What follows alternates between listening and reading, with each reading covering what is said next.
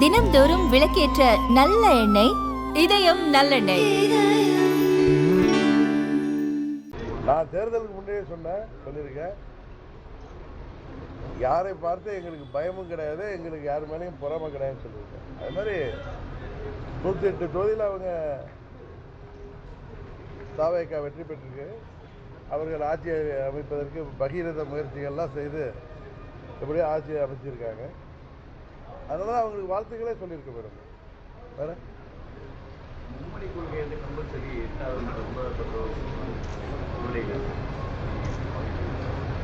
இல்லை, ஹிந்தி திணிப்பை தான் நம்ம தமிழ்நாட்டில் எடுத்துட்டு இருந்தோம். கரெக்டா? மூன்றாவதாக ஒரு மொழியை இந்தியாவில் இந்த காலகட்டத்தில் 67 நம்ம எடுத்திருக்கோம். 50 வருடங்கள் கழித்து 60 வருடங்களுக்கு இன்றைக்கு உலகமே ஒன்றுங்கிற அளவுக்கு வந்து முன்னெல்லாம் வெளிநாடு போகிறதே கஷ்டமான வேலை இருந்துச்சு படிக்கிறதுக்கெலாம். இப்போ வந்து எளிதாக இப்போ சென்னையில் போய் படிக்கிற மாதிரி எந்த கண்ட்ரிலையும் படிக்கிற அளவுக்கு வளர்ச்சி அடைஞ்சிருக்கோம். மூன்றாவதாக ஒரு மொழியை படிப்பது தவறில்லை என்பது தான் நான் பலமுறை சொல்லியிருக்கேன். அது அவங்க விருப்பப்பட்ட மொழியை படிப்பது தவறில்லை. மூன்றாவது மொழிக்கு தேர்தல் எக்ஸாம் இல்லைன்னு சொல்லியிருக்காங்க. படிக்கிறதுனால ஒன்றும் தப்பு கிடையாதுன்னு தான் என்னுடைய கருத்து. நடந்து முடிந்த சட்டமன்ற தேர்தல் உங்களுக்கு கற்றுக் கொடுத்த பாடம் என்ன? சில நேரங்கள் மக்கள் வந்து மாற்றம் வேண்டும் என்கிற பேரில் இதுவரை நம்ம விசித்திரமாக வேட்பாளரே யார் என்று தெரியாமல் இன்றைக்கெல்லாம் இப்போ பொதுவெளியில் பார்க்குற வேட்பாளரின் தகுதிகள்லாம் பார்க்குறோம். அதெல்லாம் தெரியாமல் வாக்களித்து ஒரு நல்ல வேலை அறுதி பெரும்பான்மை கொடுக்காம ஒரு பிடிய மக்கள் 126 தொகுதியில் எதிர்கட்சிகளுக்கு கொடுத்து ஜனநாயகத்தை காப்பாற்றிருக்காங்கன்னு தான் நான் நினைக்கிறேன். அதை திரு விஜய் அவர்கள் தான் சொல்லணும். இந்த ஒரு வார ஆட்சி எப்படி இருக்குன்னு நினைக்கிறீங்க? 3 மாதம் ஆகட்டுமே, பார்ப்போம். அதிமுகவுடைய எதிர்காலம் என்னவாக இருக்கு? உறுதியாக வர்ற தேர்தலில் 26ல் அம்மாவுடைய ஆட்சியை அமைப்பதற்காக அம்மாவின் தொண்டர்கள் நாங்கள் உறுதியாக அந்த முயற்சியிலிருந்து பின்வாங்க மாட்டோம். அம்மா அவர்கள் சொன்னது போல இன்னும் எத்தனை நூற்றாண்டுகள் ஆனாலும் புரட்சித் தலைவர் ஆரம்பித்த அந்த இயக்கத்தை யாராலும் அழிக்க முடியாது. இடையில் இது மாதிரி 96ல் நீங்கள் பார்த்துருப்பீங்க, இது போன்ற சலசலப்புகள் ஏற்பட்டது.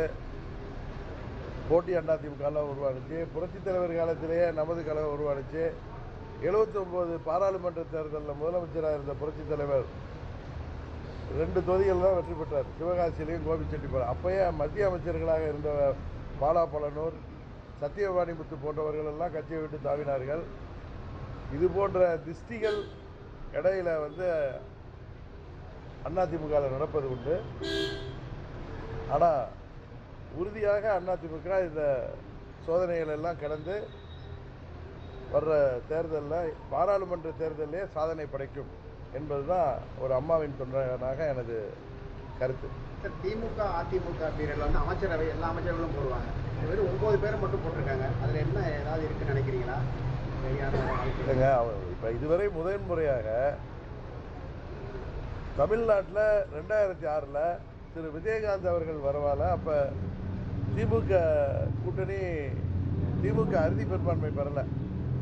அப்போ திரு கருணாநிதி அவர்கள் திருமதி சோனியா காந்தி அவர்களோட இருந்த அந்த நல்ல புரிதல்னால ஒரு மைனாரிட்டி கவர்மெண்ட் கொடுத்தாங்க. ஆனால் இப்போ விஜய் திமுக கூட்டணிக்கும் அதிமுக கூட்டணிக்கு எதிராக அவர் தனியாக போட்டியிட்டு 108 தொகுதியில் தான் வெற்றி பெற்றிருக்கார். அவருக்கு அறுதி பெரும்பான்மை கிடைக்கல என்பது உண்மை. இப்போ காங்கிரஸ் திமுக கூட்டணியிலேருந்து வெளியேறி சென்றது எல்லோராலும் அது வந்து இன்றைக்கு விமர்சனம் செய்யப்படுகிறது. 60 ஆண்டுகள் கழித்து நாங்கள் அமைச்சராக இருக்கோம்னு சில பேர் புலகாங்கில் அடைகிறாங்க. பட் நீங்கள் எந்த கூட்டணியில் நின்று வெற்றி பெற்றீங்களோ அந்த கூட்டணிக்கு எதிர்த்து நீங்கள் உங்கள் வேட்பாளர்கள் 5 பேர் ஜெயிச்சிருக்காங்கல்ல, அவங்க எம்எல்ஏ, அவங்க தாவேகாவை எதிர்த்து தான் வெற்றி பெற்றிருக்காங்க.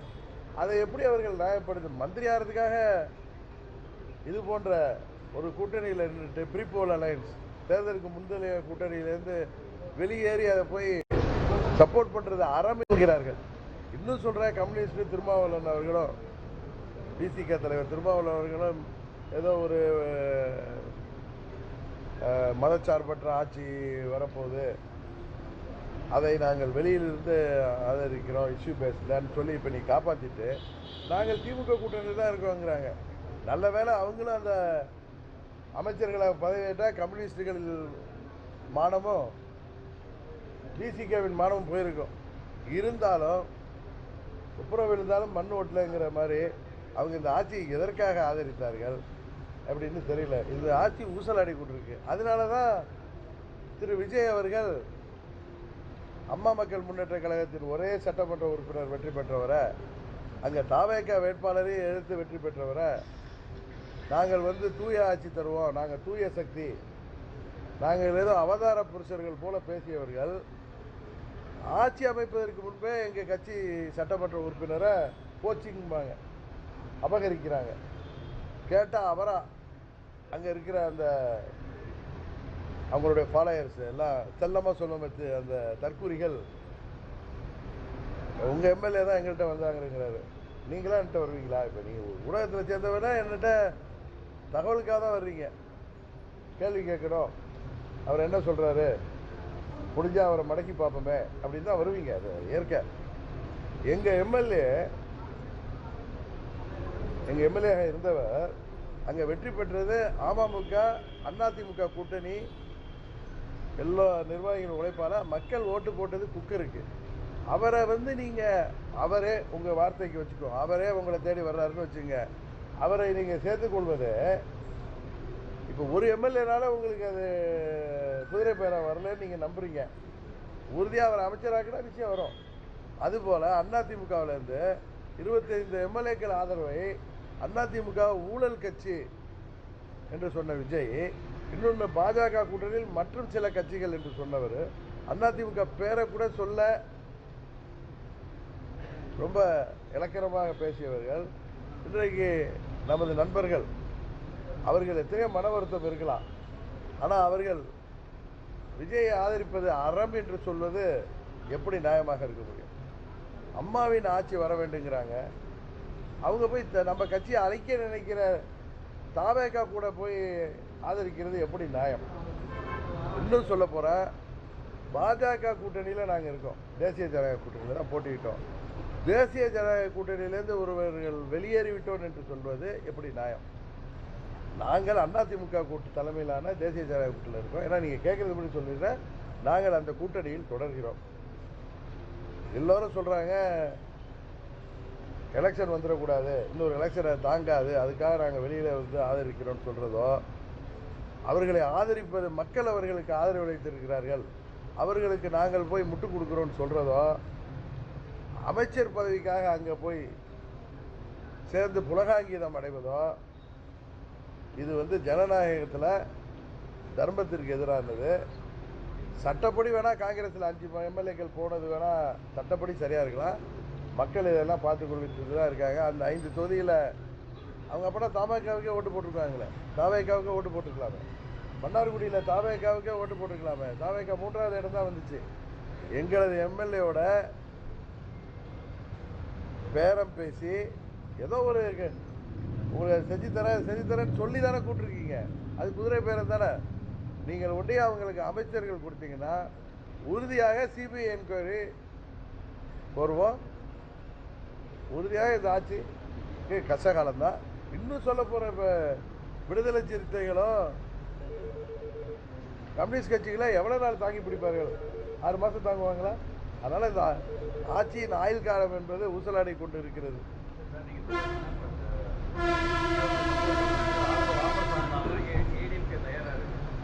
யார் தயாரா இருக்கா? யாரு?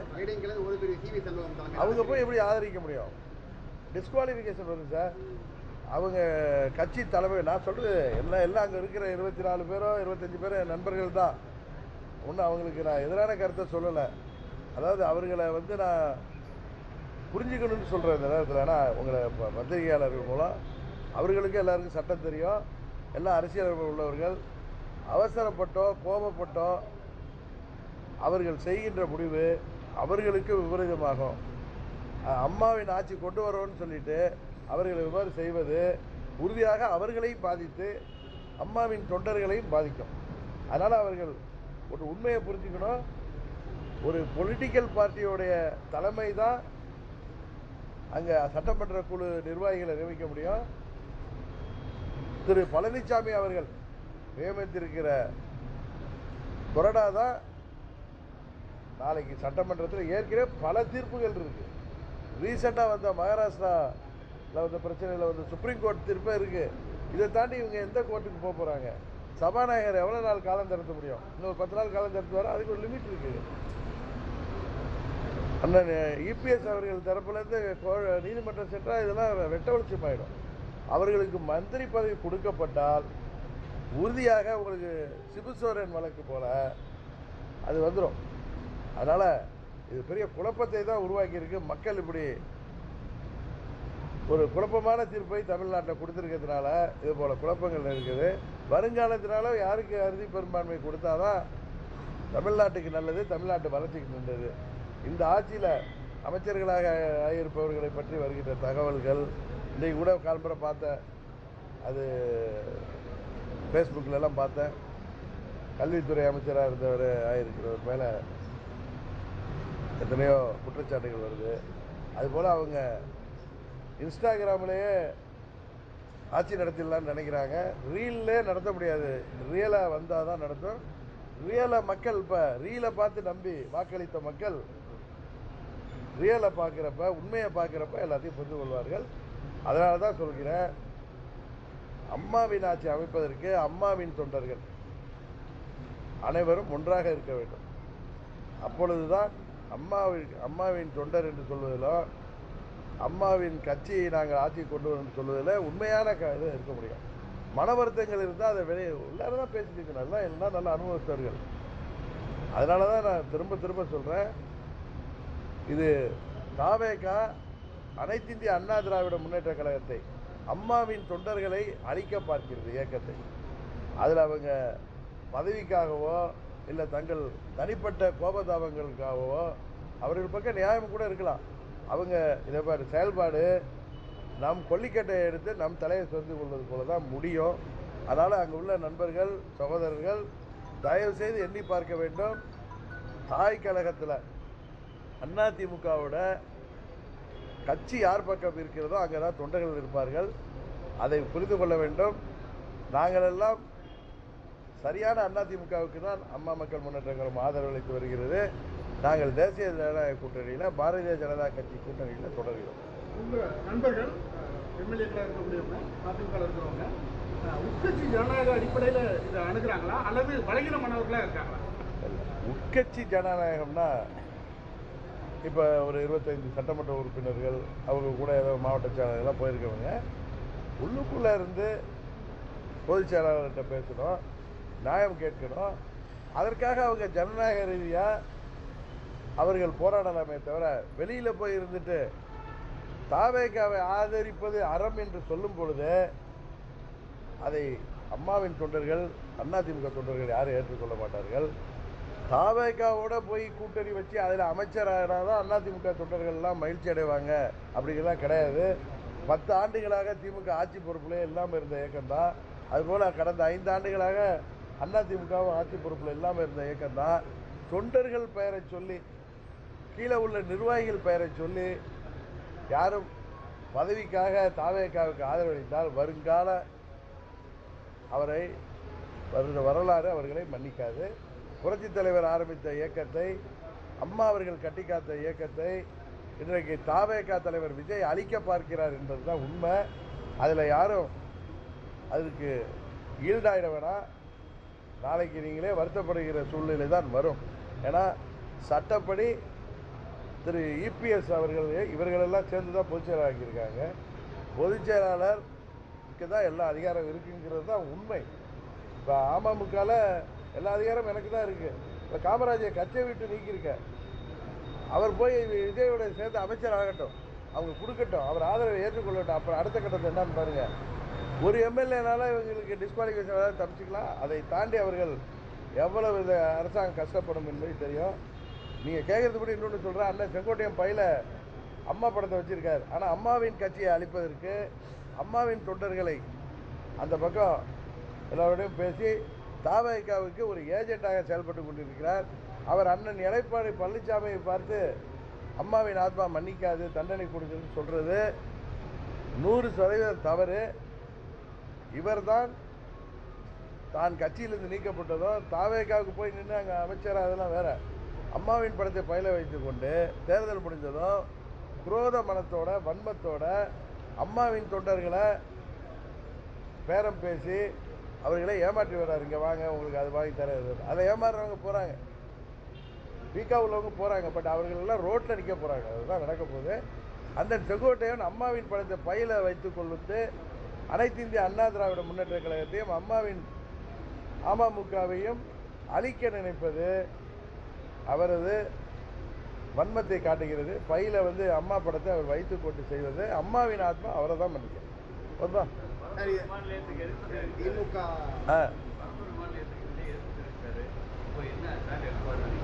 இப்போ தூய சக்தி தூய்மையான ஆட்சி தருவேன்னு சொல்லிட்டு ஆட்சி வர்றதுக்கு அவர் சராசரி அரசியல் என்னெல்லாம் மற்ற அரசியல்வாதிகளை அரசியல் கட்சிகளை விஜயோ அவரை சேர்ந்தவர்களும் குறை சொன்னார்களே, இப்போ அந்த தப்பெல்லாம் சொல்ல ஆரம்பிச்சிட்டாங்க. அதனால் அவர் என்ன செய்கிறாருன்னு பொறுத்திருந்து பார்ப்போம். தூய சக்தி டிரான்ஸ்பரண்டாக ஆட்சி நடக்கும்னு சொன்னார். ஆனால் முகத்தை மூடிட்டு போனது யாருன்னு இது வரைக்கும் அவர் சொல்லாமல் இருக்காரு. அதான் அது சொல்லணும்ல. அன்றைக்கி திருமதி விஜயகாந்த் அவர்கள் கேட்ட கேள்விக்கு பதில் சொல்லணும். இப்போ சட்டமன்றத்தில் எதிர்கட்சியை சேர்ந்தவர்கள் பேசுனாங்கன்னா அதுக்கு அங்கேயே பதில் சொல்லணும். அதை விட்டுட்டு வீட்டில் போய் மறுபடியும் அவர்களை தாக்கி அறிக்கை சொல்கிறதுங்கிறது இது சினிமா டைலாக் இல்லைங்க, ரியல் லைஃப். ரியலாக வரணும். அதனால தான் வாக்களித்த மக்கள் எல்லாத்தையும் பார்த்துக்கிட்டு தான் இருக்காங்க.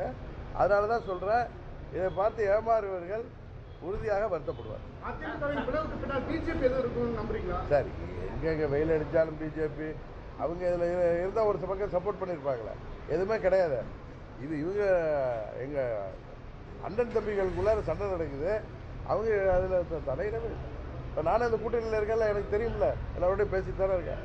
அவங்க மிகவும் வருத்தப்படுகிறார்கள் இது போல் சண்டையை பார்த்து.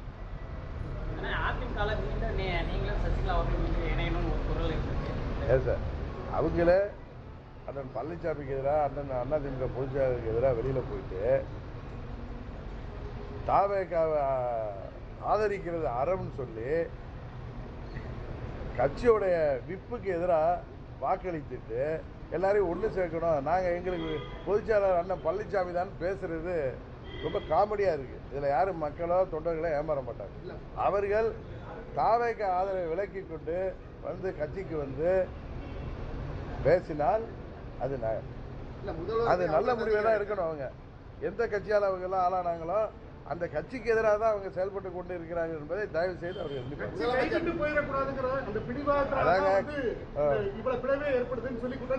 கட்சி கைவிட்டு போயிடக்கூடாதுன்னு சொல்லி அந்த போர்வையில் தாவேகாவை ஆதரிப்பது கட்சியை அழிப்பதற்கு சமம்.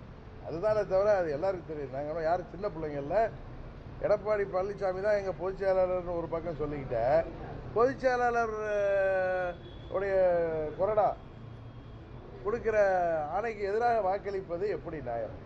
அவர் தான் எங்கள் பொதுச் செயலாளர், கட்சி வீணாக போயிடக்கூடாது, அம்மாவுடைய ஆட்சி வரணும் அப்படின்னு சொல்லிட்டு நம்மை அழிக்க நினைக்கிற தாவேகா கூட போய் நீங்கள் அமைச்சராவதற்கோ இல்லை ஆதரவு கொடுக்க என்ன அறம்? நம்மளை எழுத்து நின்று ஜெயிச்ச கட்சிக்கு நம்ம ஆதரவு கொடுக்கறதுல என்ன அறம் இருக்குன்னு எனக்கு தெரியல. அது ரொம்ப தர்மமும் இல்லை, நியாயமும் இல்லை. உறுதியாக அதிமுகங்கிறது இந்த தனிப்பட்ட நபர்களால் உள்ள அதையெல்லாம் தாண்டி வெற்றி பெற வைக்கும். அதுக்கு டிடிவி தினகரன் உறுதுணையாக இருப்பான்.